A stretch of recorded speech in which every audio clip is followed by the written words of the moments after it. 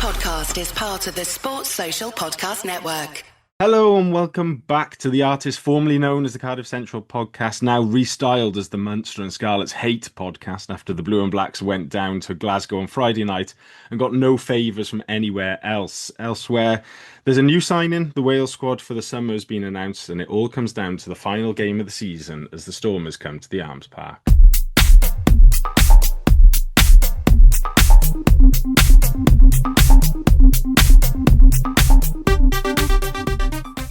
Joining me on the podcast this week, we've got Frazier Stroud. Fraser, how are you? Yeah, right. Shame to come back to the podcast to a loss. Not ideal.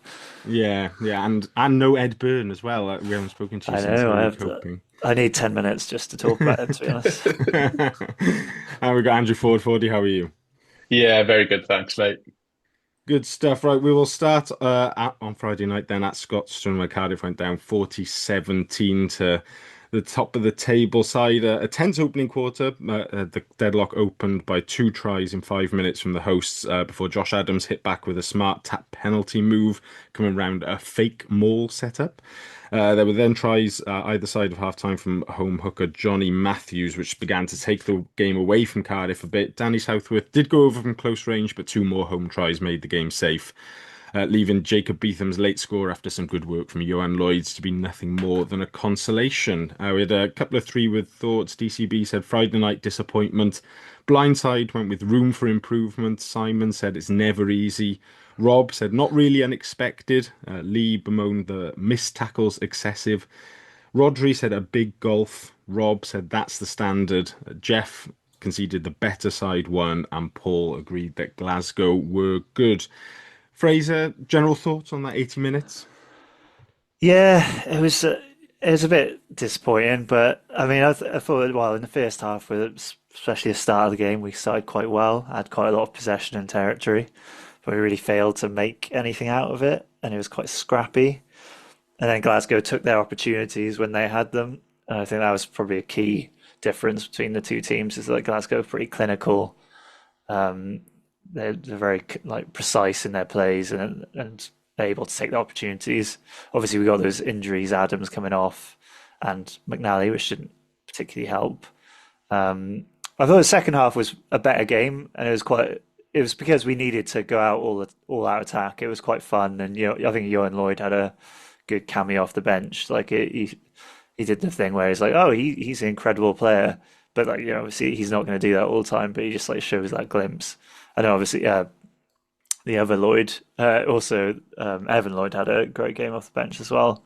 But yeah, it's kind of they just seemed like the better team, bigger. We kind of got we're tired in the second half, and I think their physicality kind of wore us down. And it was kind of it felt a bit inevitable that they would get those tries, and it's a shame we didn't get a bonus point. I think we could have if we'd been a bit more clinical and precise in attack. But yeah, what you can do is it's kind of to be expected away at Glasgow. They are a good team. I have a pathological issue that I don't believe any Scottish teams, international club, are actually any good. But they do seem to be good, but I'm not sure. But yeah, that's basically a bit disappointed. Ford, your thoughts? Yeah, I thought we looked reasonably good in the first 20 minutes, but I think it was just a case of who was going to blink first, and it was us, unfortunately. And I just felt that I felt that as soon as they kind of broke us, which they did with that, just before Dempsey's try, when Dempsey broke through, that kind of the floodgates were going to open. That's kind of what happened, which was a real shame. It's always disappointing, on a Friday night, that you're kind of gearing up for the weekend, and then that kind of ruins your mood a little bit. But yeah, I was disappointed that we didn't come away with anything. I really thought at the end, when after the 80th minute they went to the corner and we kind of stole the ball from the line out, that something magical might happen here. We might get a 4th try. But yeah, unfortunately wasn't the case. But some good, strong performances all around. Just hope that they learn some stuff now going into Friday, because God, we're going to need to do something special on Friday. Yeah, it felt like watching Cardiff v Glasgow as watching Cardiff versus what you kind of hope Cardiff might be one day or something like that on the other side, like the way Glasgow moved the ball with pace and accuracy, and we were, we were trying and we were sort of going to the line and trying to make things happen. It just wasn't sticking, or they were like there was a turnover here or there, and then yeah, I think maybe the slightly disappointing thing was, two times that Glasgow scored and then scored again quite quickly after, and where you kind of just think, oh, we just conceded, just try and stay in the game for a bit, and maybe we were a little bit naive or optimistic, maybe is a nicer way of looking at it, and saying, no, we're going to hit back straight away, when actually just stopping them scoring again for another 10 minutes might have been a decent idea. But yeah, I mean, look at the stats overall, and it's like, we didn't give away loads of penalties, we didn't make loads of errors, we just basically just every time Glasgow got the ball, they kept it for quite a long time, and then eventually did score more often than not. And when we got the ball, we didn't keep it for that long, ended up having to make a lot of tackles, and then didn't score as often as they did. So, yeah, tough one, tough one. And I didn't expect anything going into the game. It wasn't even one of those games where it was like, oh, I don't expect anything on Wednesday, and then by Friday afternoon, I'm like, maybe we could. Yeah, I don't know, like convincing myself that we definitely can. I sort of just thought, I'll just if somebody offered me a point now, I'd snatch your hand off, no matter how it came at the start of the game. But yeah, it was a tough one. But yeah, we do have to move on to what is another massive game on Friday now. Absolutely. Fraser, like, is that kind of is that fair that Glasgow were just very good? Cardiff weren't even that bad, and which is weird to say from 4017, because it's not like a thrashing, but it's fairly comprehensive as a victory. But do we just write it off as Glasgow? They're up there for a reason. Yeah, I guess so. But I mean, as I said, I find it hard to acknowledge that Scottish teams are good. But I guess they were on the day they were better than us on this occasion. No, I think they're just clinical and know what they're doing. I think it's strength and depth as well. They just have subs to come on, and they were big players, like very physical. I do think it is partially down to it's a long season, and we don't have the strength and depth of a lot of other teams in the league due to various factors, and it just will take its toll a little bit. And it felt a little bit like that, is that we just didn't have the energy in us to put up a proper fight. But yeah, like then again, yeah, we weren't completely steamrolled. We showed some good periods of play and showed that we can, we can meet their standard.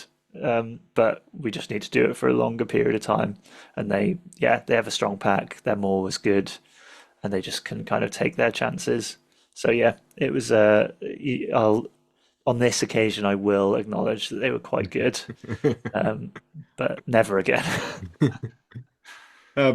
Fordy, obviously we lost Josh McNally and Josh Adams to both to head injuries earlier than we might have liked.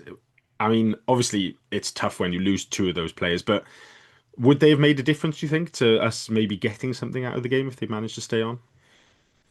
Not massively, I don't think. I think Glasgow still would have beaten us quite comfortably, but I think it's obviously a massive blow to lose two players of that experience. I think particularly, obviously McNally, we've relied on him so heavily since he's been here, but the amount of rugby our locks have been playing in, not Thornton and McNally, just losing any lock at the moment, is kind of pretty tough to take. There's definitely a lot of fatigue there, and kind of having McNally come off early in the first half, and then Thornton's got to play 80 essentially, and not expected to play a large portion of the game. It's not a great scenario.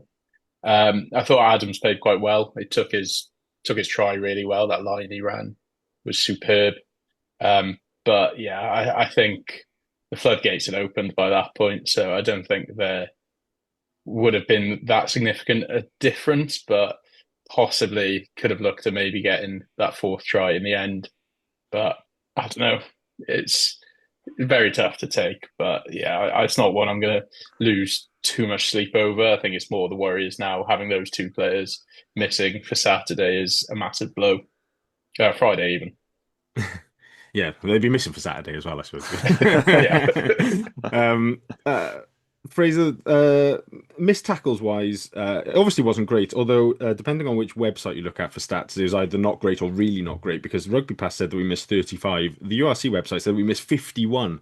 So I don't know what their stat recording are. They've got 16 differences in missed tackles. But either way, it's a lot of missed tackles on one night. Is there sort of any ongoing concern for you on that one, or do you feel that's like a one-off just linked to this game? I don't. Yeah, I don't think it's an ongoing concern. Obviously, that sounds bad. I didn't know what the stats were, but like, yeah, those sound bad. But I think it's more.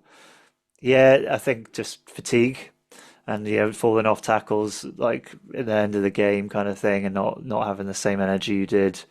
And then you're playing Adams. Adams, I thought was decent, but like defensively that leaves gaps, and then obviously he missed a couple of tackles, or couldn't reach the person in time. So I guess that counts as a missed tackle in a way. Well, it does for the URC, but maybe not for There, well, Rugby yeah. Pass. Yeah.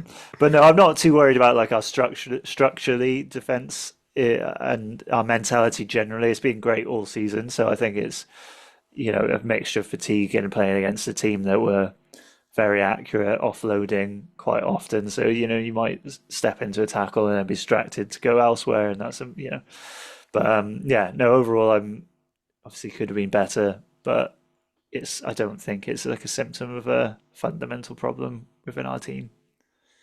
They're just quite a tough team to tackle as well, Glasgow. See, Yeah. and they turned up with like pretty much an international like midfield, like both wingers. Obviously, Tuipulotu at 12, McDowell is there or thereabouts for most Scottish squads, and then definitely an international back row. I mean, when I saw that when it got announced on Thursday of Ferguson, Dempsey, Darge, I was like, oh, feels a bit like taking the piss, really. Like, shouldn't be allowed to select all three of them. Like, we don't pick both them and man quite often. We give everybody a chance. So. Exactly.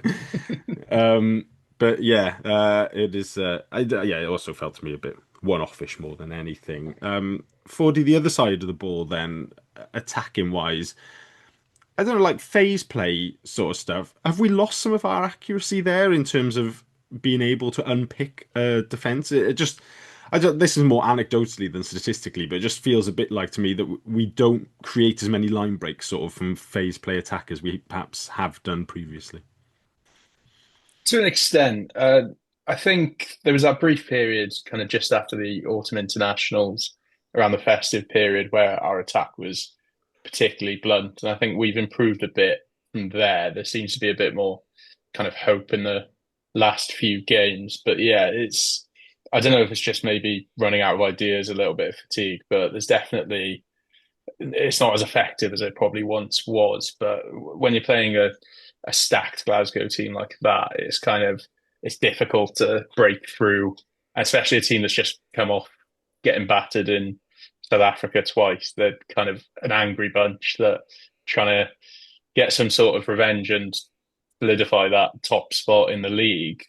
But I did think one exciting thing was Johan Lloyd when he came on. He seemed to have that spark of kind of breaking through, and it was nice to see because I think we've kind of not seen much of that this season from him. He's been dealt a bit of a shit sandwich in that often when he's come on, we've been he's been behind a pack that's going backwards, so he's kind of not in the best position to do anything particularly creative, or we're kind of trying to solidify that win. So he's playing as conservative as possible. But it was particularly nice that when he was at the Scarlets, whenever played Cardiff, he seemed to just have free reign to run through us all the time. So it's nice to see a bit of that in a Cardiff shirt. But yeah, it'd be interesting to see if he's potentially in thoughts of playing this Friday. Yes, yeah, there's some interesting debates to have, despite injuries picked up. I think when it comes to outside backs, which we'll have later in the pod. Individually, a couple of players to mention. Fraser, I thought line out wise, it was only two lost on the night for an 86% throw, but those two were quite crucial ones, sort of early-ish in the game, in good attacking positions. It was Liam Belcher who was the hooker again, and you mentioned Evan Lloyd came on and going to make quite a good impact off the bench. Is it time to have perhaps a discussion about whether just being club captain means that Belcher automatically starts every week, and it might be time for somebody else to have a go? Well, I think I'm a massive fan of Evan Lloyd. I think he is he's another level in terms of what he can do, and his ceiling is so high that some of the breaks he made against Glasgow were brilliant. It was like the speed, footwork, power. Like I think you have to have that discussion about whether you start him or not. And just because Liam Belcher's captain doesn't mean it's guaranteed that he starts. I think you can switch between the two. I think they offer different things, but I think Evan Lloyd is, if he keeps playing like that, you can't really not play him because that's a game, that's a player who's above others. That's someone who can, a game breaker. And Boucher didn't have a bad game. He only those two lineouts, but overall he played pretty well, and I rate him. I think he's like dynamic and he's good at the breakdown. He's a quality player, Boucher, and obviously he brings the leadership as club captain. But I do think someone like Evan Lloyd he's young, he's getting better every time he plays. If he can stay injury free, I think he's just naturally going to take his place and maybe be the starter. Obviously, you have to do that game by games, depending on what you need in the squad and who else is available, and it's kind of complicated and who you pick. But I think it's definitely not given that Belcher starts every week. Johan Lloyd, that would be a terrible decision, but Evan Lloyd definitely is putting his hand in the air to start. Yeah, Dav Hughes has been pretty good as well. Like Yeah. since Six Nations, is mostly off the bench, but yeah, you can't complain with what he's been offering to us as well. It's always a tough decision with when and where to change your club captain, I guess. And like we are a club that quite often we've bemoaned the lack of leadership, I suppose, on the field as well when there's been certain games that come around. So yeah, tough one, but. That I think it is. It's not so much a reflection of Belcher. It is more of Evan Lloyd. You just watch him play and you're like, oh, this guy's got Yeah. something, isn't it? Yeah. Like he's got something about him. Um, Fordy Botham, James Botham, his stat line was 27 tackles completed, which I don't know what the URC record is, but it must be somewhere up and around there for most tackles made in a single game.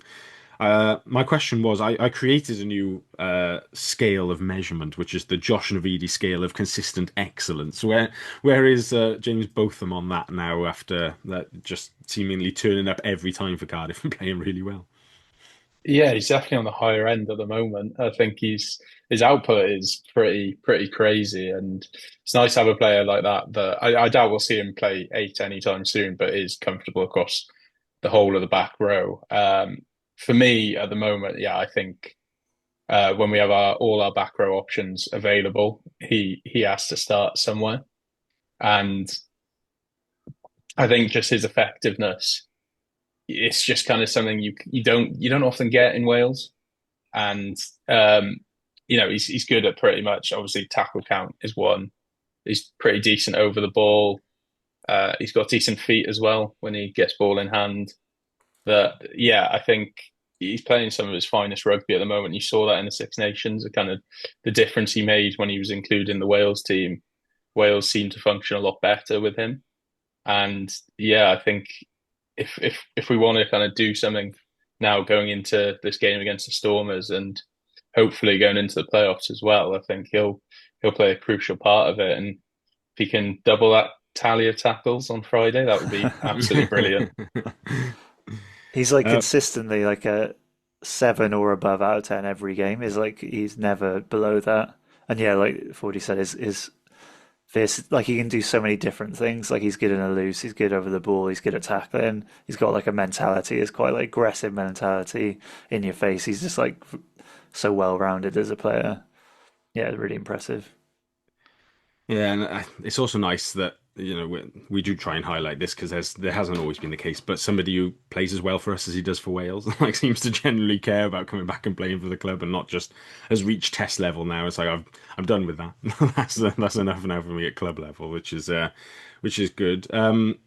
Fraser 40 offered a nice segue in about talking about number eights there that Tame Basham has had the jersey the last few weeks. He topped the carriers list for Cardiff with 14 carries, made 28 metres on Friday. How do we see the eight battle at the moment? Obviously, Faletau's there for occasionally, and then sort of has a few months off at a time. But so it's mostly sort of Basham against Lawrence. I suppose if you had just everybody available now, bar Faletau, who would slot in at eight for you in a strongest Cardiff team at this point? That is a tricky question. I think that's quite a good problem to have, right? Like, because Basham and Big Al are like, what, Basham's 26, Alan Lawrence is 27. They're both like kind of reaching their peak in their playing career, which is brilliant. And they both, I think, yeah, Basham was great on the weekend, and he has been good, and he's showing his footwork and speeds are really impressive. Like he's able to find a gap, and obviously he loves a hit, and he's kind of got that bastard mentality, which is great.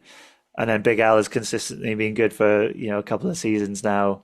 You can rely on him to make yards, do the difficult things, and I think currently I would probably plump for Big Al starting if it was like we're doing the full best team, because he's just been there longer and he's shown that quality for longer. I think Tame Bashan has shown like glimpses of it, and it seems like he maybe is getting into more of consistent every game. You can rely on him to make yards. I did think he was particularly good on the weekend. There's a couple of breaks he made that were really impressive, just like evading tackles and then going through the gap. But yeah, I think at the moment I'd go Alan Lawrence to start, but it's just a really good problem to have that they're both fit, young, like ready to play. Have got a couple of years ahead of them. That's a really fun battle to see them, like they can in training they can go against each other, and hopefully that'll motivate them both to like be better and get better in their games. So yeah, it was really impressive, and yeah, I'm happy to see that battle happening. Fordy, I don't know if you've got have you got a Basham versus Big Al favourite? Yeah, I think with regards to Friday, I'd prefer to go for Big Al because I think you get better value of Basham off the bench with, again, that's kind of similar flexibility. But I think against like a South African pack, I know Basham obviously does make meters, but I think sometimes with that go forward, getting Big Al to just make those consistent post contact meters gets that kind of go forward and that front foot ball that we kind of desperately need at times. And as good as Basham has been, it kind of feels with him it's either line break or kind of gets stopped dead. And the bigger the pack, the less likely the line break. Whereas at least with Big Al, you kind of know what you're going to get with him. And I thought on Friday he possibly should have come on a bit earlier just to get that bit more go forward. But like Fraser said, it's a really good problem to have. Yeah, I think I'd agree that I'd go Big Al at the moment. I think the only thing I'd say for Basham is that we've been spoiled a little bit. I think the last few seasons at Cardiff with new signings that have just come in and like immediately hit the ground running, and there must be like you look at all sports really, even some particularly football where there's so much money about, and these guys like spend they're like £100 million on the head, and they come into new clubs and they don't get going straight away because it does take time to adapt and to fit in, I guess, and especially for Basham. I think that him and his partner had a new child just in that first block of fixtures, which that like I don't know, it disrupts my level of work, and I just tap away at a computer, let alone play in like professional sport. So, yeah, like I think we maybe next season we might see a bit more like the best of Basham. But yeah, I would still go Big Al for now. I just think he does some of that really hard yards and puts his head in places which like other people don't really want to put their head in, and that's important then to allow some of your more skillful players with respect to Big Al's skills, your more X Factor guys to take advantage of that. Another question similar, I suppose, to those lines in a different part of the pitch for the Jacob Beetham was probably one of our standout guys again on Friday evening. He had 12 carries, 91 meters made, one try. Is he now like a strongest 15 starter for us if everybody's available? And if so, then what position are you playing him in? Yeah, definitely an argument that he should probably be starting week in, week out almost. I think it's been really nice seeing his development as a winger. Kind of, I think he maybe played the odd game there, but it's kind of not. We recognise him more as a fullback, obviously, but he'd had a few shifts in the centre, so it's been quite satisfying seeing how well he's kind of developed on the wing. I said it a few weeks ago on the pod, but if the bounce of the ball goes his way, he gets a few more tries in each game. It feels that with some of the kind of dinks over to him, it just seems the bounce of the ball just doesn't sit right for him, which is a shame. But you never know. With a few more games under his belt, it might be something that he kind of gets to grasp a bit better. But yeah, it's I'm not sure who's kind of still left fully able-bodied at the moment to have a shift playing, because there's possibly an argument to have him at 13 on Friday, but given how he's been playing wing consistently now, I think you've got to nail him down on the wing, especially it's be a hell of a test for him against the Stormers if Sasha Feinberg and Gomezulu's kind of running down his channel at 13. That's going to be pretty daunting. So yeah, I think if we can keep him on the wing, that's brilliant, because I don't think there's any other options left at the moment. Fraser, would you have him in your everybody available side?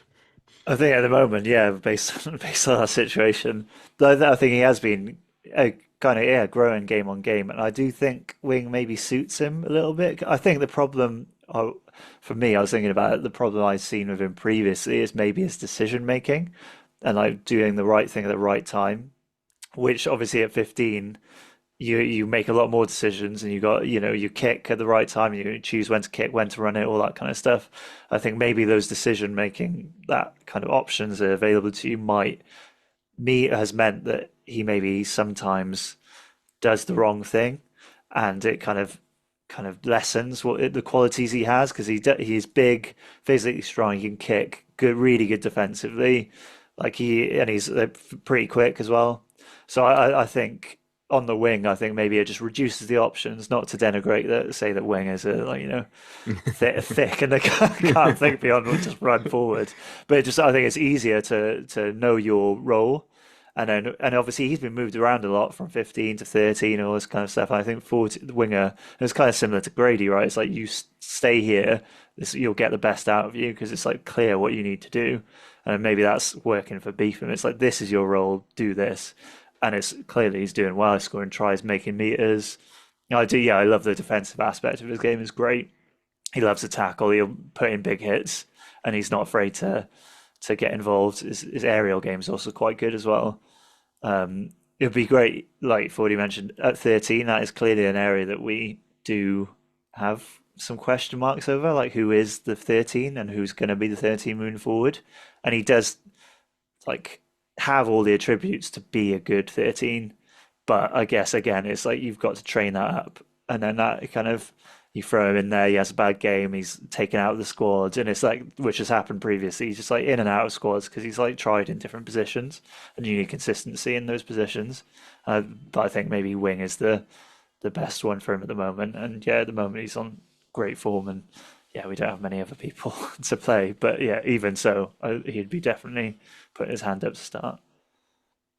Yeah, and I go back and forth on Beetham quite a lot in terms of like one week I'm like, I think I don't think his versatility is bad, and I've always thought that like that there was always the debate about James Hook, wasn't it? Like back in the day about you need to stick to one position. Like I think you even now you look around like the top test sides and they've all got somebody who can play a bunch of positions. Like you look at like Geordie Barrett, like is moved around fairly regularly by the All Blacks. Damien Willemse sort of fits in just about wherever for South Africa, really. And then Gael Ficou, he could play 12, 13 wing for France for many years as well. England had Elliot Daly, who played pretty much all the backs positions, I think, at one point or another, and did the same for the Lions. So, like, it's not.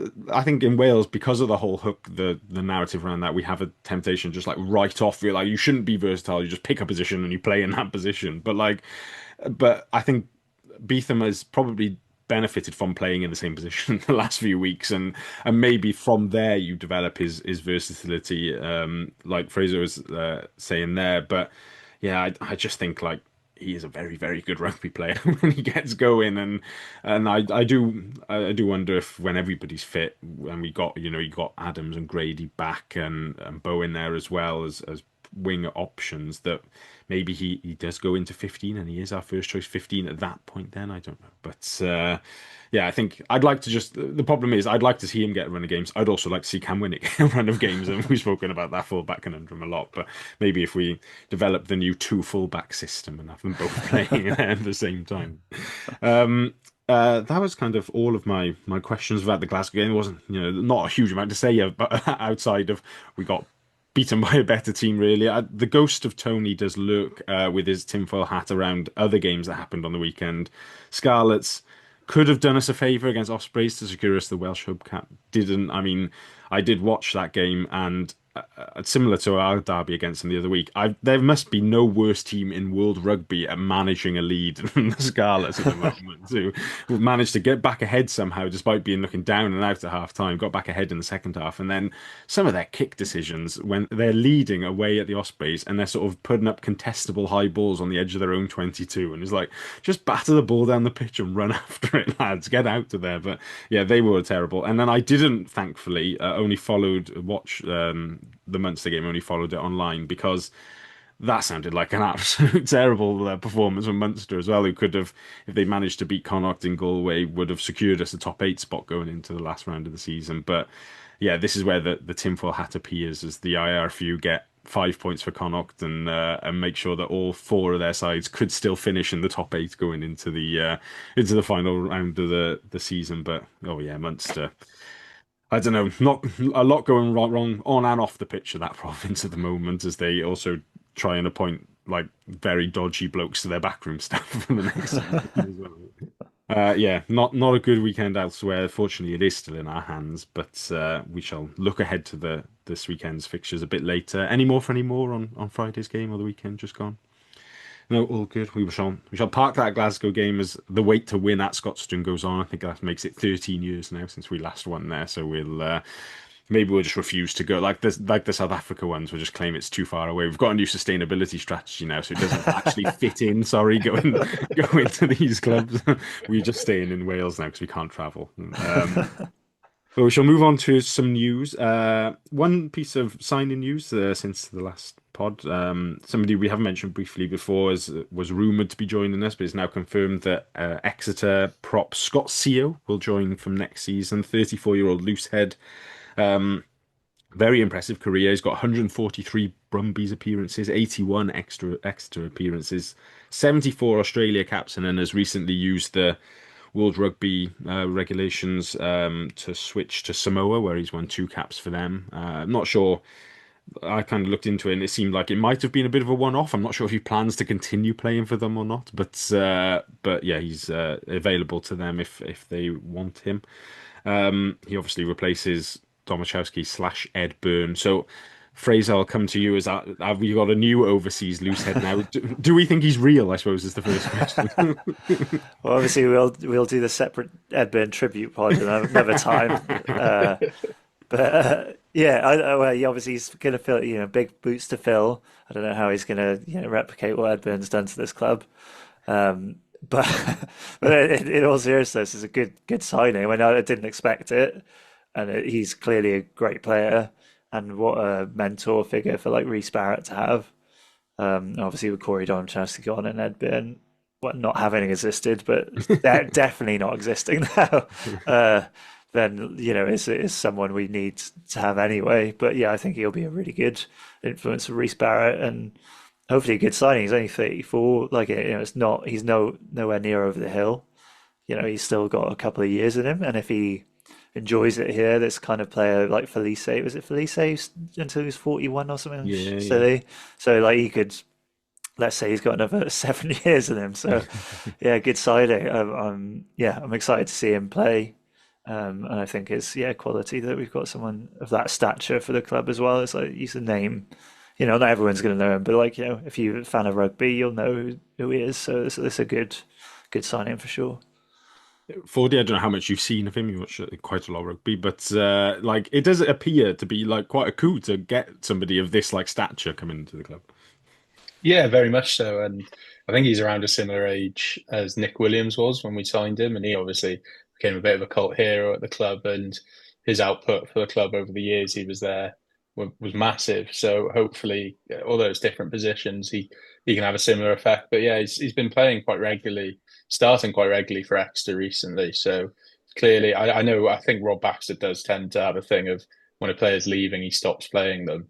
So even despite that, he's still playing regularly. And I caught a bit of the Exeter game on Sunday, and he was having some nice carries, some nice touches, and decent in the scrum. So yeah, I hope he'll be a good signing. Yeah, it definitely does feel like a bit of a coup signing. So excited. And yeah, I think I remember him playing for Australia all those years ago as well and kind of being impressed by him. So yeah, it wasn't a name I was expecting, but delighted with it. It's the kind of signing that you're like, what's going on? Like, what's wrong with him? What's like the problem here? There's clearly something going on in the background we don't know about, and he's somehow signed for Cardiff. Yeah. Yeah, like when our hip, like he was meant to sign for Montpellier and then just couldn't for like because France's insurance thing is mad because he had a neck injury. So he's like, come to Cardiff. It's like, where was he meant to be going? Yeah, I think it's crazy that like he's obviously like I had heard of him, but nothing in my brain suggested he was a 74 cap Australia international. I don't know why, but like when you stop and look at it, you're like this guy's like a serious serious operator. I think that's maybe props don't always grab the headlines. Maybe it's something to do with that, and they're obviously not top of the list. But yeah, like hell of a sign in that. So, and I think Fraser's absolutely right for all he can bring on the field. Hopefully, his legacy is what he offers Barrett and Southworth and any of the younger loose heads coming through as well. We mentioned last week in the academy intake, you got two loose heads in this academy intake of Vinny Cleek and Brian Kamanga. It's like they got to be thinking, I'm going to learn off one of the best to have ever done it. That can't harm me at all. So, yeah, good stuff. Other bits of news then, there's been a link in Rugby Pass on the weekend from Neil Fissler that Matt Banahan, the former Bath and Gloucester outside back, is being tapped up by Cornel Van Zyl to join his coaching staff as backs coach for next season. He's since retiring has worked as an assistant coach for Scotland's women's side and is currently at Gloucester Hartpury in the Premiership Women's Rugby, where he's looking after their backs/attack. Obviously, it's hard to gauge exactly how good somebody is going into the best team in the league already and working with them, but just sort of comparative stats wise, it was obviously Sean Lynn, the now Welsh coach, who was running that team last season. And with 2 games to go, Gloucester Hartpury have scored more points and scored more tries this season than they did in the entirety of last season. So Matt Banhan must be a wizard, I assume. That's the only thing I can put that down to. But yeah, we'll wait and see if there's any sort of official confirmation of what the backroom staff's going to look like in the next couple of weeks. And then something mentioned on the pod last week, but kind of took by surprise a little bit because it was announced while the pod was on, was the Lee Halfpenny retirement. But we got a few quotes from him now as well, as they've come out post-pod last week on his time at Cardiff. He says, I'll be forever grateful to Cardiff Rugby for giving me the opportunity to join the academy and start my professional career. I instantly felt at home, and I'll always look back at my time at Cardiff as some of the most memorable years of my life. It's a special club, and to be able to finish my playing career where I started it means so much. Fraser, like, Halfpenny, like there's probably can reel off all of his honours and stuff, but like he was really a top player, wasn't he? Yeah, his influence on the club, while he's no Ed Byrne, is pretty pretty substantial. No, it's amazing. He's a great player, seemingly a great guy, like great attitude towards rugby. Like, I mean, I imagine his influence on the younger players, like his training ethic and just focus. And just, you remember him for his complete selflessness. Just like puts his head on the line, terribly bad tackling technique, but it gets someone down and he's limping off. Like, after being concussed, but saving a try. And that's the kind of attitude he always had. And I just think, yeah, he's an incredible player and he'll be very missed. And it obviously brings down like the handsomeness of our team massively. Which is a shame. We're gonna have to sign a beautiful man, but I don't know who that's gonna be. But yeah. But so yeah, he's great, and I don't know what more I can say about him. But it's that metronomic kicking as well. It's like you've guaranteed Like as that was the Glasgow match. Sorry, George Horn had a brilliant kick. Like his kicking was just like, oh, for fuck's sake, he's got it again. That must be. I was like, that's what it must have felt like against half. And he obviously his range was massive as well. Just penalty wherever in the pitch, you're like, shit, he's going to get that. And that's not many people can do that. So yeah, big shout out to Lee Halfpenny. And I mean, I imagine he's sticking around with us in a coaching capacity, which is great to have him around. But yeah, it's a shame that maybe we've seen the final game that he's played for us already. We'll see. But yeah, Fordy, like he's one of those players who I suppose with your YouTube hat on, you could do like 3 or 4 different compilations for the different parts of his game, which he was world class at. Like that's how good he was. Yeah, I've got a compilation I'm kind of doing up at the moment, and the length of it is crazy. And I'm kind of thinking now of, do I just break it down to like the kicking, like the high ball, the try scoring, particularly when he was playing on the wing. But like, yeah, he's an absolute legend. And when I got my first season ticket for Cardiff, it was the 2009-2010 season. I was 9 years old, and it was just on the back of him going on the 2009 Lions tour. He obviously got injured on it, but he was kind of a massive name at that point, a regular for Wales. And he was a person that got everyone excited whenever he got ball in hand. He really put bums on seats. So it's nice that he's ended his career at Cardiff. And if he has played his last game, it was the Ulster away game, and I can say that I was there for his last game. So that's something satisfying for sure. Yeah, he's a top player, and I think you can see what obviously what a great player he was, but what a great guy he was as well by just the amount of people like wishing him well. His Instagram story was just like the who's who of top players from the last 15 years, saying like what a player. Some who I think didn't even play with him; they just played against him, or just paying tribute to him as well, which is a mark of the guy. So yeah, he certainly has made his mark on Welsh rugby and the number of clubs that he's played at as well, reaching out and wishing him well. So, yeah, we will discuss whether we play him potentially on this weekend or not a bit later in the pod. But yeah, great player, and if we have seen the last of him, then it is a shame. But we shall. There's a nice circularity, I think, isn't there? Isn't it right, Fordy, that Ulster away was also his first game or something like that? Yeah, yeah, I think so. Yeah. So yeah, there is a nice closure feeling to that if it is the case. Well, that's all news wise this week. So at this point of the pod, if you're enjoying what you're listening to, please feel free to like and subscribe on whatever podcast platform you're on. Leave us a comment as well on them or a review. If you're on YouTube, like a video and subscribe to the channel. If you're not on YouTube, you might have missed my arse about 10 minutes ago when I reached for my laptop charger just appearing on the screen as well. So you are missing out big time on that because you'd have to pay to see that. But yeah, loads of podcasts going out all the time as the season reaches its conclusion as well. Some exciting finishes in some leagues, not so much in other leagues, but yeah, plenty to discuss. Right. No Rags Corner, obviously, their season's finished, but we shall replace it with Wales Corner.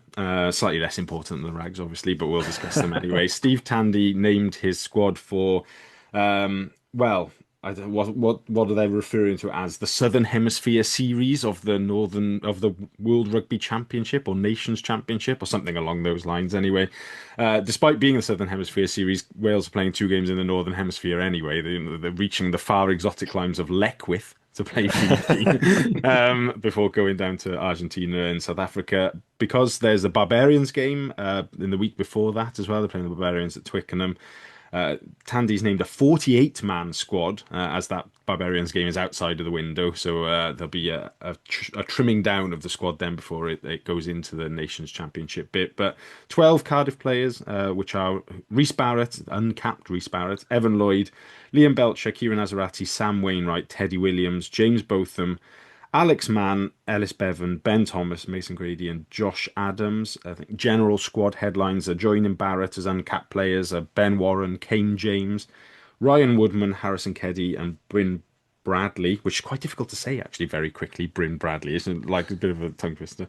There's recalls for Dylan Lewis, Tommy Reffell, and Joe Roberts, amongst others. And then there's no sign of Thomas Francis, who's been rested for the summer.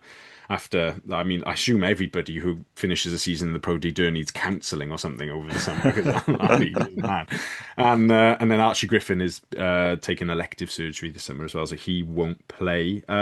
Fraser, I suppose from a Cardiff lens first for those 12 players, any noticeable selections or admissions as well? A couple who missed out maybe who might have thought they'd have a chance. Yeah, I don't know. I'm very happy for Barrett to get a chance. He has been brilliant, and I know I think we talked about him possibly getting in the Wales squad a couple of pods ago. And I think I'm surprised it's so early, and obviously it's a wider squad, so he might not go into the summer proper. But I think that's really nice that he's got that opportunity. He's a quality player, and there's so much potential there. So it's going to be a great experience for him to be in that environment. I love that Evan Lloyd is also back in because I do think Evan Lloyd is that level of player. He's an international quality player, so having him there is brilliant.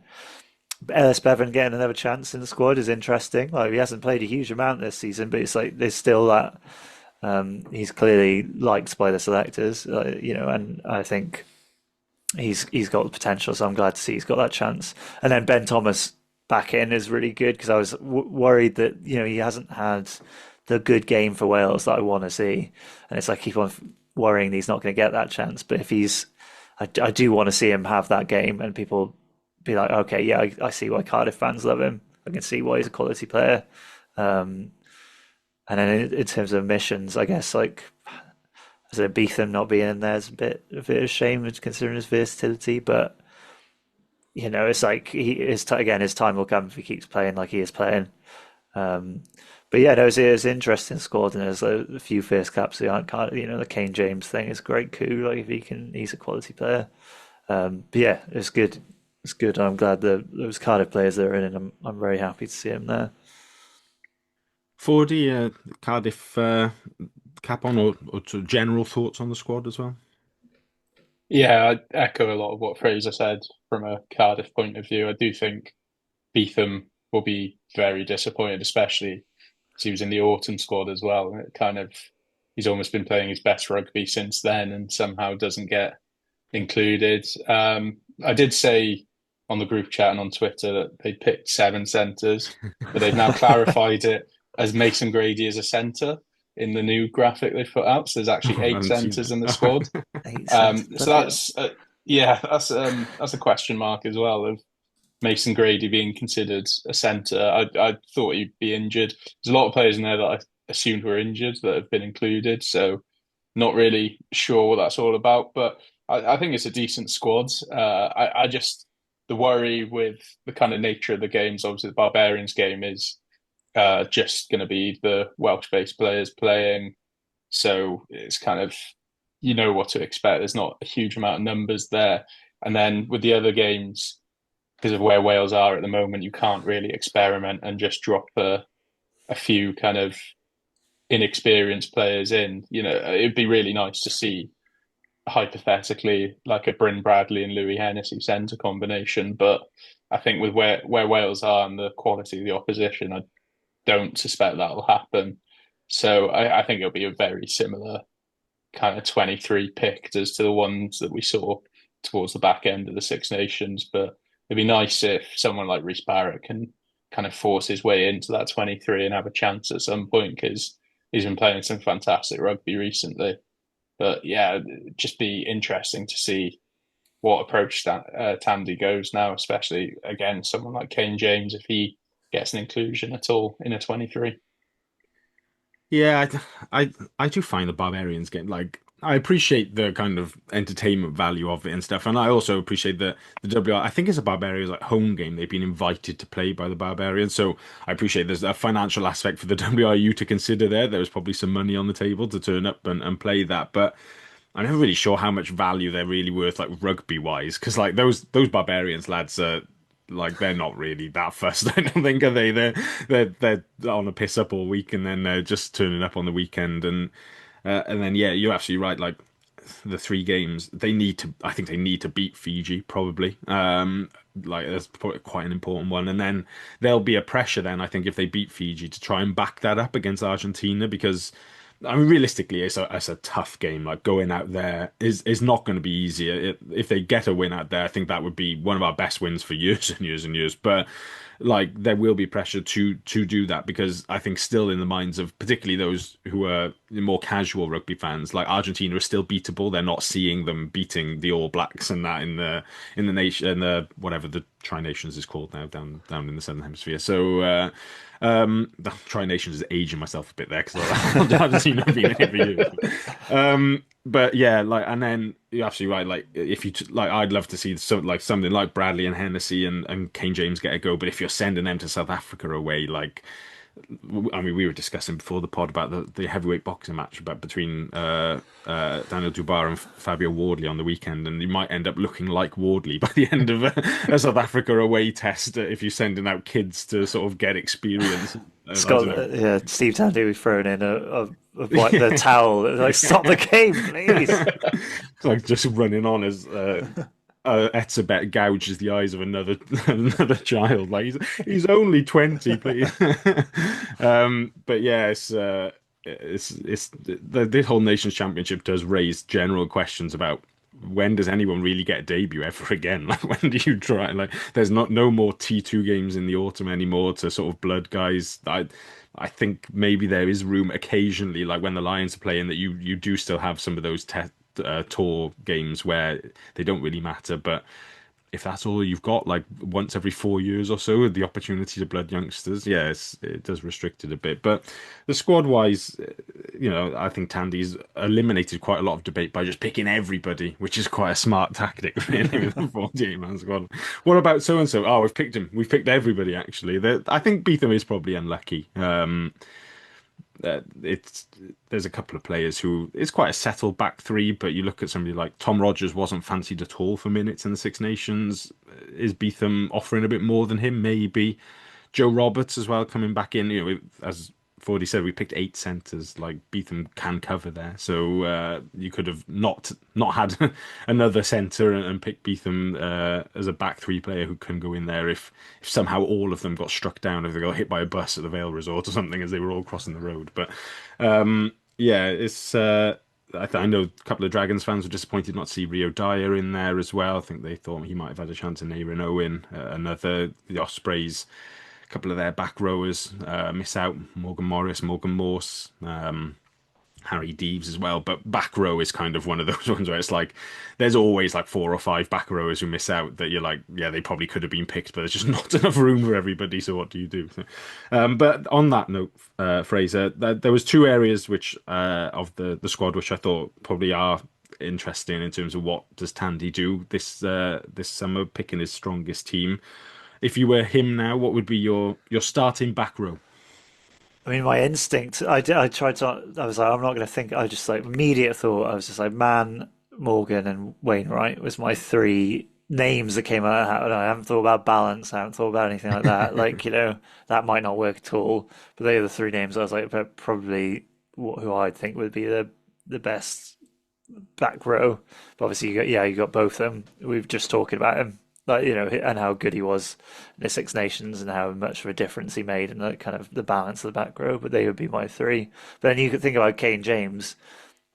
There's a reason he's brought in, and he's someone who's like up for like England. He's under 20s, pretty popular. I imagine they're fishing around for him as well. So it's like, do you cap him, like just to lock him in, and when do you do that? Like we're talking about, like, yeah, how do you get debuts anymore? And like Kane James is someone I guess they want to make sure he plays for Wales, so they might have to play him against Fiji just to get his cap in. Or he might be on the bench, but yeah, no, I think Alex Mann, yeah, Jack Morgan, and Wainwright are my 3 instinctual thoughts on the back row.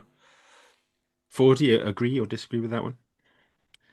Yeah, I think we could have a debate for a good 3 hours on the back row makeup of not even just Wales, at Cardiff as well. But yeah, no, I wouldn't have any issues with that. I think probably an argument maybe to have both of them at 6 ahead of Mann. Maybe even have Morgan at 6 and have Reffell at 7, because I didn't watch the Leicester Northampton game on the weekend, but apparently Reffell had quite a strong game, and I think we were sometimes missing a bit of a jackal threat in the Six Nations at times. But yeah, no, I'm happy to get behind Mann, Morgan, and Wainwright. I think Wainwright it solidifies his position at eight. I find it difficult to argue against Wainwright at eight at the moment. Yeah, I feel like that's probably the debate is man or both of them, basically, who joins Morgan and Wainwright in there because I mean they were both great. Like in another world, you just stick with man and Botham with Wainwright because that worked really well at the end of Six Nations. But you can't not pick Jack Morgan, obviously, because he is just the best player that we've got. So yeah, it is an interesting one. But yeah, Reffel being back is. I don't know. It begs the question: what's the point of leaving him out of the last two squads? Because I don't think he's done anything like we were saying about Beetham as being better and then not picked. Raphael's he's just been good the whole time. He's been the same level of good the whole way through. He's not picked for two, and then suddenly he is picked for this one. Similarly, then Deves is picked, hasn't been any worse than he was before, and then isn't in the squad. So, yeah, I mean, we don't always get much of an insight, and I feel like sometimes when there's like the press conferences after the squad is announced that the journalists maybe think too much like journalists and not enough like fans in terms of who we want to ask the questions of. They're very much like, why is this debutant in the squad? Why is this debutant in the squad? Who's going to be a captain? I think generally no one really cares who the captain is, like altogether. And that was one of the questions in the press conference. Like, I don't care like, who's leading them out. I know who the leaders are going to be. It would be one of them, probably, unless he's going like full left field. I'm going to pick like somebody who doesn't like Reece Carey who doesn't speak, just because he scored a good try or something. But like, yeah, I would prefer if they asked some questions about these sort of players on the fringes and where there was head-to-heads about what the thinking was there, because that is just more interesting. But Fraser, the other selection then, as Fordy said, the eight centres with the peep show meme. That's insane. Um, who would be your start in 12 and 13 for that Fiji game? I'd as a Cardiff fan, I'd like to see Ben Thomas at 12, and then I think Eddie James at 13. I think Eddie James was growing into that position over the Six Nations. I think he was showing what and he said, yeah, he's a great player, Eddie James. I'm a big fan of his, so I think he's definitively at 13. I think Ben Thomas, I would prefer him to be there. I think he deserves another chance, but I think they might go Joe Hawkins. So I think they're probably going to go stick with consistency in the centres and go Joe Hawkins and Eddie James. They play together as well at club level. I mean, obviously Joe Hawkins playing at 10, but like I think that might be the way they go. But I'd like to see Ben Thomas at 12. I think he deserves another shot, and see how he goes with Eddie James. Yeah, I'd like to see Ben get a go with Costello at 10 as well, like Yeah. and see if they can strike up some partnership. But 40, which way would you go for that midfield pairing? I mean, like I said, it would be cool to see a Bryn Bradley and Dewey Hennessy centre pairing, but I doubt that's really going to happen. But I did think in the Six Nations where Sharrett was interim head coach, I thought Ben Thomas and Max Yeo went quite well together. If you had a Costello at 10, it wouldn't be too bad a matchup there. It'd be quite exciting.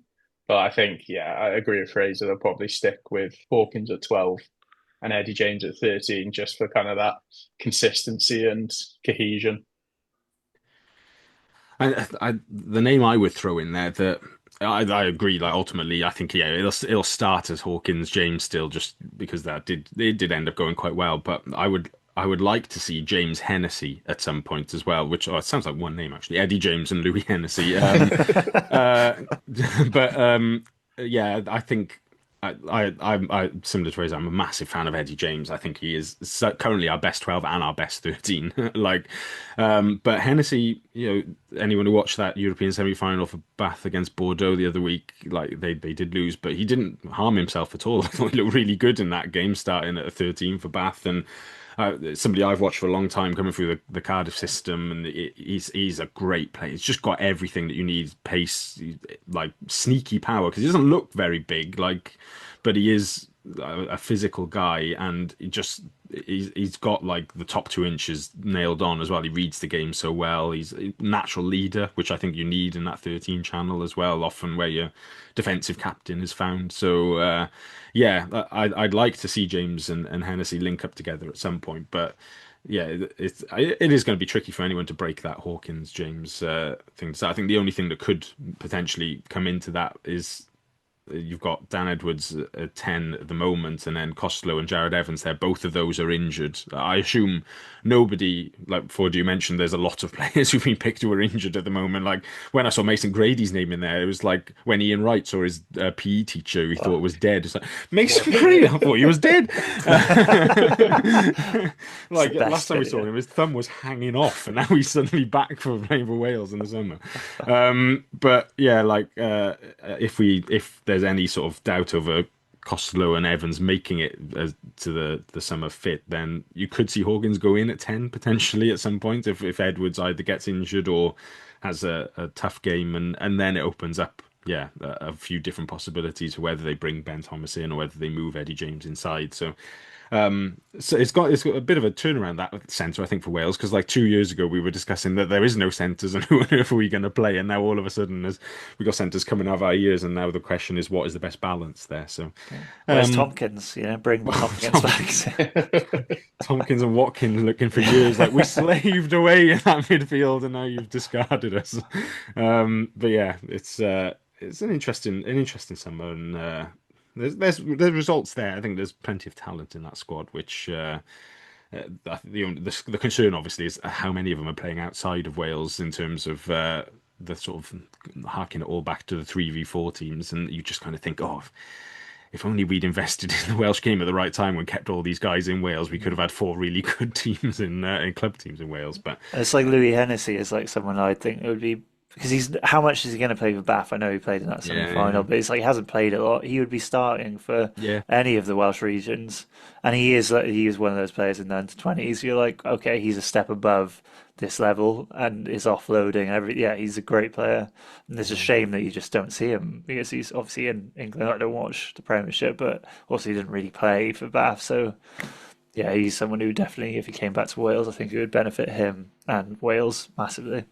Yeah, and a player who, at the time he left, Cardiff were so keen on keeping him, they were picking him for the rags at like 17 and stuff. And it was like, yeah, like at that time, if we'd had some investment from the union, we could have matched what Bath. I mean, Bath at the time gave him an excellent offer of a lot of money to go in the academy and then also to go to Bath University as well. But if we'd been able to operate without an arm tied behind our back, I'm sure that we could have, if we'd given him a good, like close enough to a matched offer, he would have stayed. So, yeah, those.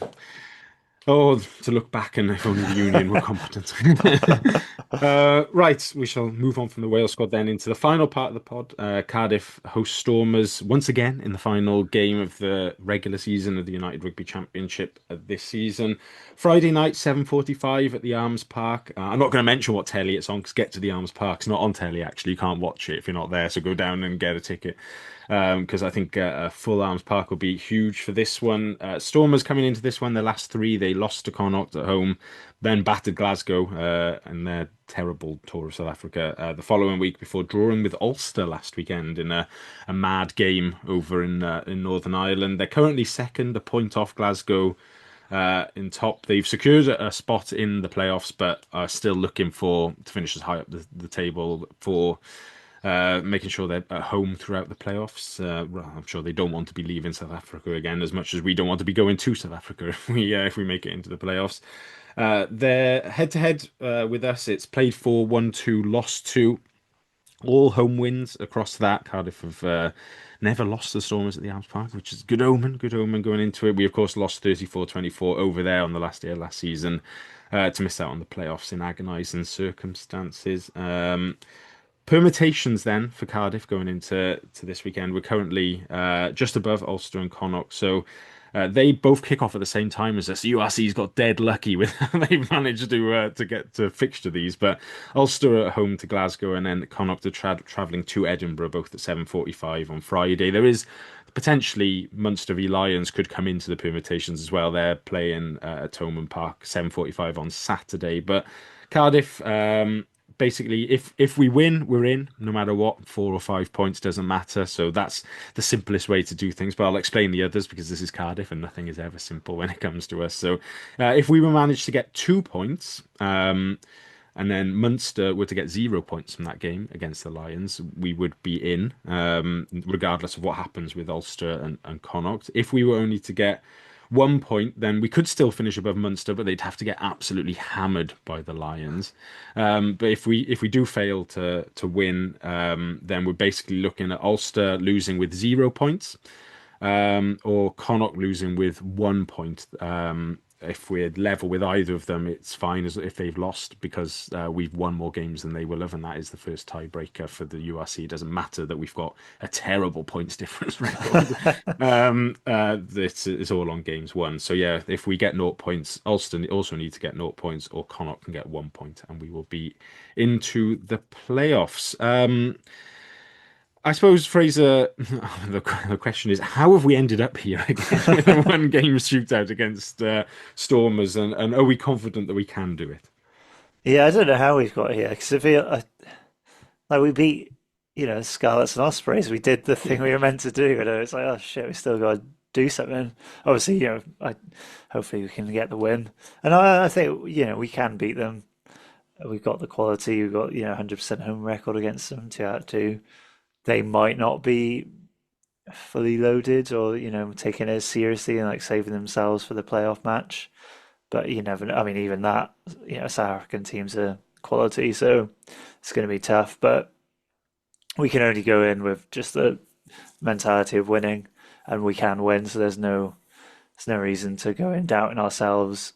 We have had a good season, regardless of what happens. I think this last 4 games, it was those 2 games. It's like the games we expected when we won them. I think the only, I was looking back, is probably Scarlet's match early in the season was the main one we missed out on. That was like, should have won that match.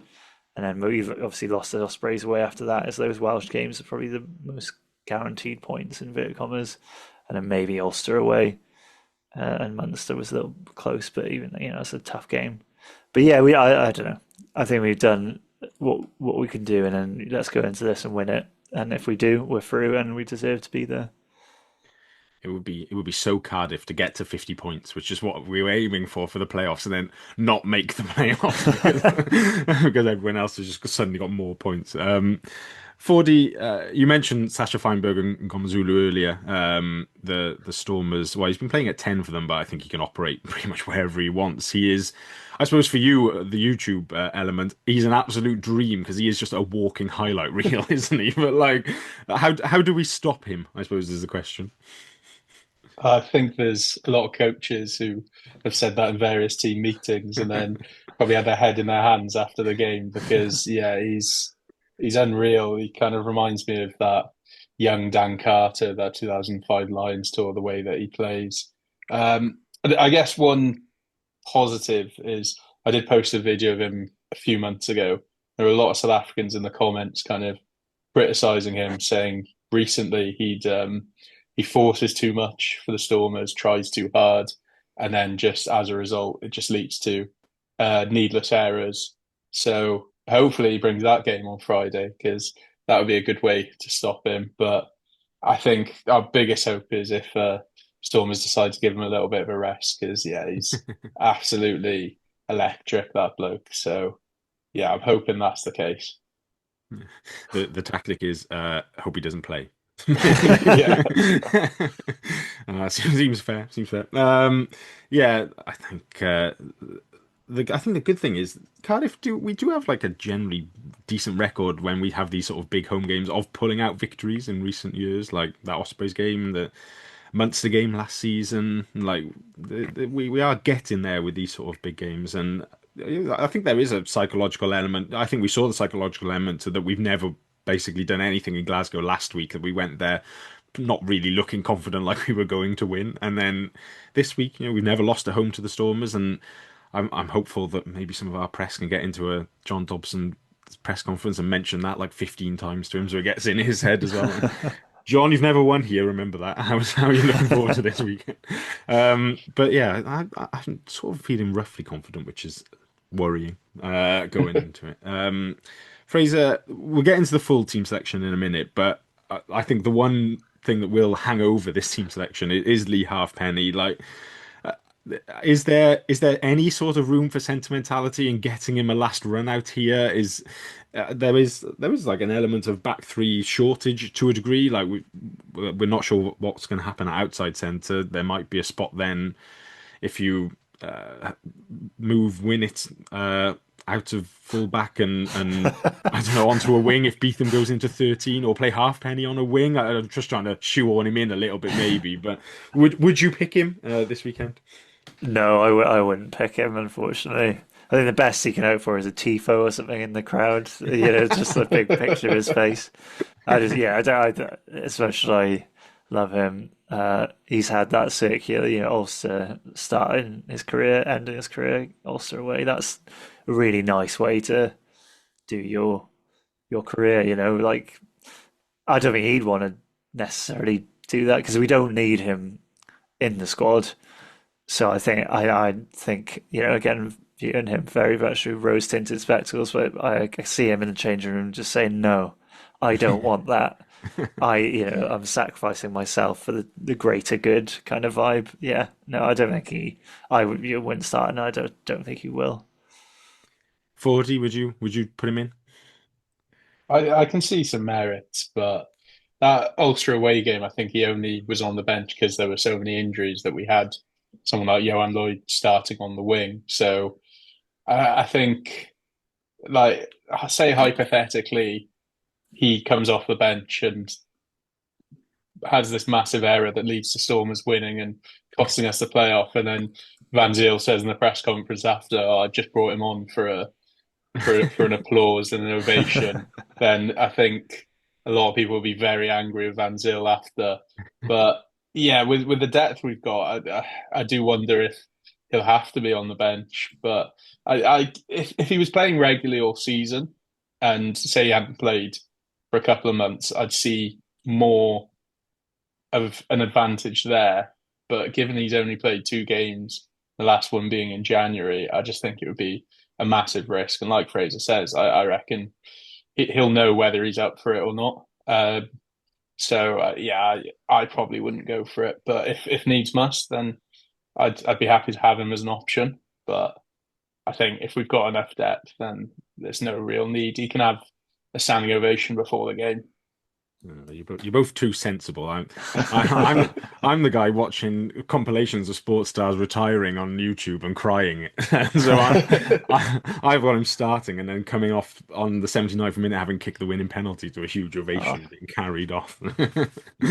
But yeah. I mean, you're probably right. I think he probably would say, don't pick me here. I'm okay. And there's also I can definitely see a world where we end up in sort of the first week of October next season with an injury crisis, and Halfpenny returns triumphantly because he's kept himself in great nick. Sort of, well, I was going to say a la Nicky Robinson. He wasn't actually in great nick when he came back. He was definitely fat, but like he comes back and kicks a winning goal in a Champions Cup pool game in December or something like that because we've needed him, but. Yeah, we shall get back onto the full team selection. So team news then. Definitely missing. Josh McNally won't be there. I mean, partially because he went off with that head injury, but even if he didn't have that, he would have been playing for the RAF this weekend. So he is definitely not available either way. As prior to the pod, I was telling the guys that I thought Teddy Williams was available. Or excuse me, that he was available, but.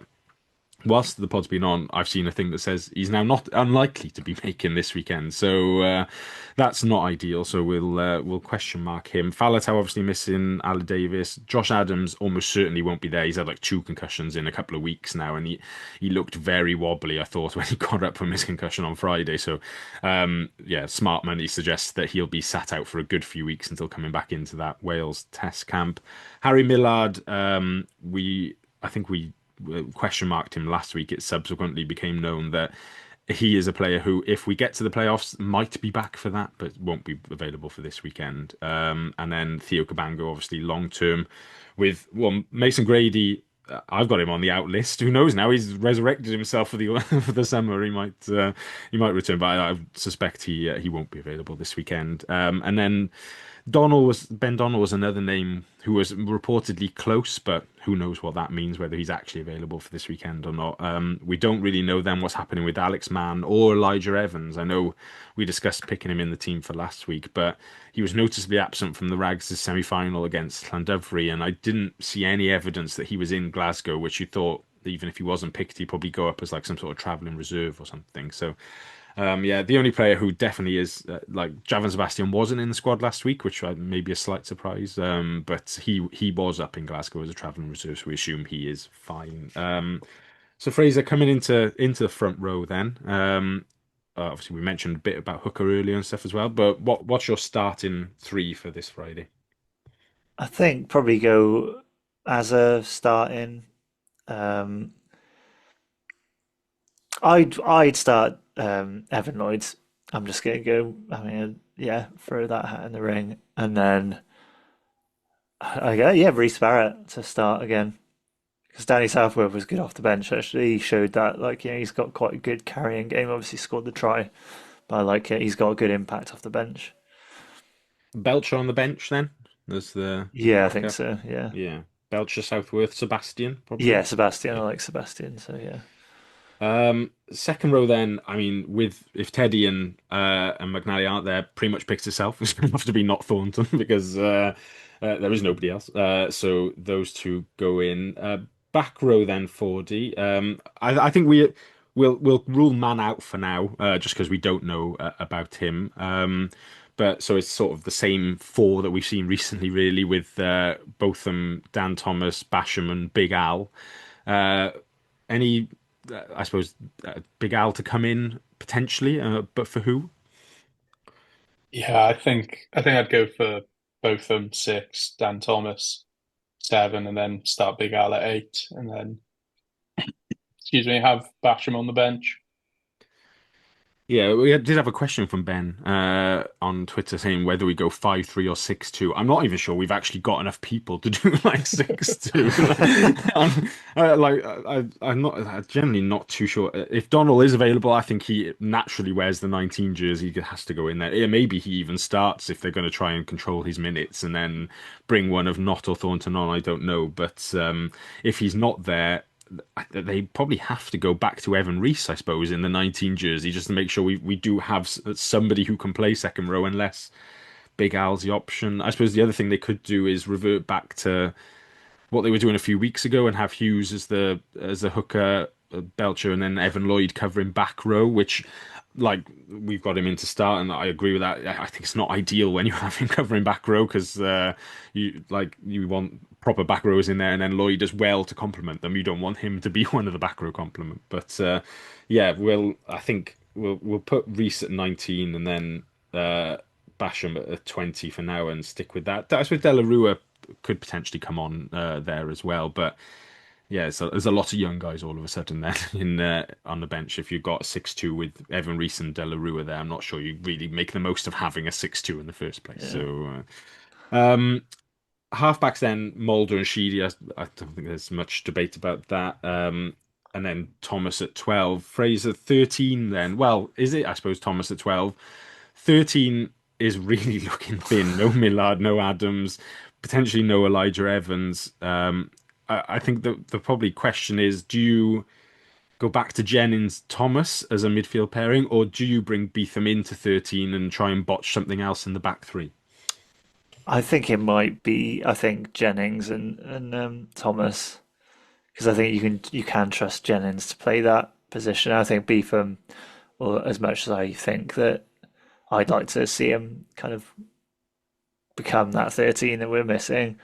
I think he's playing really well on the wing, and yeah, it's like again, it's like a makeshift back line, and whereas I think Jennings and Thomas, it's not ideal, but they can play in those positions and are comfortable playing there. So yeah, I'd probably go Jennings and Thomas. 4D, I think the back three question then is: did Johan Lloyd do enough off the bench last week to maybe force his way in somewhere? I think if he was to force himself in, you'd have to move Beetham to 13, which I wouldn't necessarily be confident with. So I think as good as Johan Lloyd was off the bench, I think you've kind of got to keep the same back three as last week. I just wouldn't be confident with Beetham going in at 13, having been playing regularly on the wing recently. But yeah, if there's any injuries, I think Johan Lloyd slots in anywhere because I think he's probably the last able-bodied back available at the moment. I And so then think I've also going Fraser. no, I was gonna say Owen Lloyd is one of the examples of like possibly that James Hook thing of being too good at or like too good, too flexible because he can play essentially everywhere, and he's a great player to have on that bench to like slot in for injuries. So it's hard to like even if he would be good starting, it's like you're taking away that adaptability that he has, which is obviously a special talent of his, but might mean that he doesn't start as often.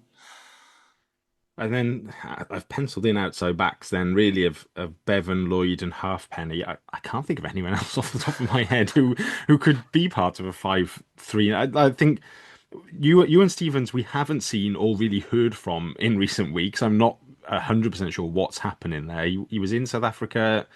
He did play one of the games in South Africa, I think. Did he? Did he play the second game potentially? Or am I making I that up? think so, yeah. He did, he? But I Yeah. don't think we haven't seen him since. I don't think have since we got back. He didn't No. play that Benetton game where we thought maybe with a bit of rotation he might keep his spot there. And yeah, I'm like, and the club haven't done a huge amount of training footage. I think they're trying to keep sort of stuff under wraps a little bit going into big important games, especially derbies where the other sides could look at Instagram and figure out probably who's going to play where from the photos. But yeah, the pictures that we have seen, there hasn't been any obvious sign of him in there, so not too sure what's happening with him at the moment. And then I suppose we've put Halfpenny there. It could be like a Matty Young, maybe, like a young guy. But I wouldn't expect Van Zyl to go with like a young Matty Young over a experienced Lee Halfpenny in what is essentially like a first knockout game for Cardiff, isn't that the way it's worked out as? So yeah, and unless I'm missing it, does anyone think of anyone else who we haven't mentioned in the outside back department? Like we haven't actually mentioned it by name, but Beetham and Bowen. Bowen was on the other wing. He was doing press today, so he's almost certainly starting just on the rule of the guy who does the press conference starts on the weekend. But yeah, any more names from anyone? Is Stefan Manuel injured, right? Well, no, well, that's true actually. Stefan Manuel is fit as far as I'm aware. He played the full game against Llandovery in the semi-final the other week. I don't know whether he went to Glasgow or not last weekend, but well, would you have it? Is he a potential bench option? Is he a potential 13 even, or maybe not 13 against the Stormers? That's a hell of an ask, but he could be 12 and Ben Thomas 13. I don't know. Is Yeah, that too much of an ask? I think he could be. I mean, and Rory Jennings is adaptable, isn't he? He could be on the bench, maybe as a better bench option. But yeah, I mean, I don't know if that would happen. But you know, he's. I mean, he's. When do you give him a chance? I don't know. Bordy, would you chuck him in? It's a difficult one because I think when was the last time he actually played for the first team? Because Yeah, good question. Did he play against Leinster? Was he involved in that game? He played against again that Ulster away game, didn't he? yeah, Scored in that game. yeah. I don't recall him being involved apart from that though. I think if he'd had the odd run of games here and there, then I'd maybe chuck him in. But it might just be a bit chucking him in the deep end. You never know. He might have booked a holiday uh, after the SRC playoffs, so could be on holiday at the moment. That's I mean it. I think it sums up like, those weird people who follow it closely, and we're not too sure who is and isn't in, and it's certainly not come at the best time. It's not even like an injury crisis; it's just an unavailability generally crisis, isn't it? Like feels like you're the manager of like a seconds team in April, and the season's over, and you're trying to scrabble names together who wants a game, but. Yeah, so we'll stick. I think we'll stick with Lloyd and Halfpenny on the bench for now, just because it's safe and in a 5-3. So our 1 to 23 then: Barrett, Evan Lloyd, Azarati, Not Thornton, Botham, Dan Thomas, Lawrence, Mulder, Sheedy, Bowen, Jennings, Ben Thomas, Beetham, Winnett, and then on the bench: Belcher, Southworth, Sebastian, Evan Rees, Basham, Bevan, Johan Lloyd, and Halfpenny, which. I don't know, 40. I think it does a job probably. Like it's not ideal certainly with a couple of names missing, but it's enough there to if everybody plays well that you can get a win in the game. I think. Yeah, definitely. If it was an away game, I'd have a lot more reservations. But with it being at the Arms Park, I think kind of that one last push, and then knowing that we've got a week off, then that If you were going straight in, if you got playoffs and then went straight into the quarterfinals a week after, then I think that would be incredibly daunting. But then knowing you've got that week off to just kind of rest and then get ready to go in to a quarterfinal, I think yeah, certainly do a job. Yeah, if we have that week off and Teddy's back, McNally's back, Adams is back, potentially Millard there as well. The man, maybe we don't know a huge amount about him, but yeah, that would be massive to go into a quarterfinal with those guys suddenly available again. Um, Fraser, any predictions of how it's going to go? How Friday might play out? I think yeah, we've got this. I think we'll win. I think we'll get over the line, and if not, get the win. I think we'll get in the playoffs. I'm confident we will do it, regardless, depending on other results and stuff like that. But I think we deserve it. So yeah, I think we're gonna make it happen and get into the playoffs. Good stuff. One piece of any other business was a question about whether we'll see a leavers list. I did ask, and I think they're hoping to put something out prior to the game, so we know exactly, other than the ones we know about already, who is departing. There's usually like a presentation or two on the pitch as well for a couple of guys who are moving on, but I think contrary to Cornel van Zyl saying it was all sorted a couple of weeks ago, there are still a few question marks over one or two names about whether they'll still be at the club next season or not. So we'll wait to see what they put out there. But other than that, I think just a plea to, like, if you can get down to the Arms Park, it is going to be a night where the crowd can genuinely make a difference. I think we can get on top of the Stormers a little bit, get behind the boys, get on top of the referee maybe as well, try and swing us a decision or two. And then there's also great scope for pictures of, they probably don't do these so much anymore, but like classic last day of the season transistor radio to the ear in the crowd, listening to like Connacht Edinburgh, like somebody shouting out they've kicked a penalty and in the last minute, and whole crowd goes up to let the team know that we're into the playoffs. So yeah, I think it'd be a great night down there, and hopefully the weather is holds off a little bit as well, and we get they're always good games actually, just irrelevant of what's going on. Cardiff Stormers games have been pretty high scoring and pretty dramatic. So get down and watch that one. Any more for any more? Any other business? All good. Good stuff. Well, thank you, Fraser. Thank you for joining me. Cheers, then. Cheers, 4D. Cheers, Dan. And thank you very much for listening. We'll be back next week to either celebrate or pick up the pieces of what might have been. But we'll see you then either way. Ta-ra.